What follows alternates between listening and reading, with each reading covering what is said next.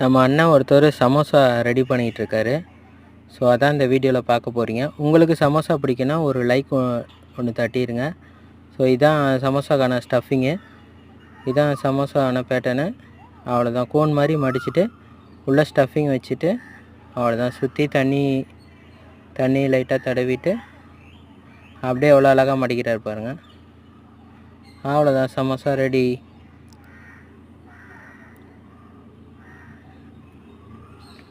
Very ஈஸிங்க, ரொம்ப ஈஸியாக பண்ணுறாரு பாருங்கள். அவ்வளோதான், 2 ஸ்பூன் ஸ்டஃபிங் வச்சுட்டு. உங்களுக்கு சமோசா பிடிக்குன்னா மறக்காமல் லைக் பண்ணிடுங்க, சப்ஸ்கிரைப் பண்ணிடுங்க மக்களே நம்ம சேனலை.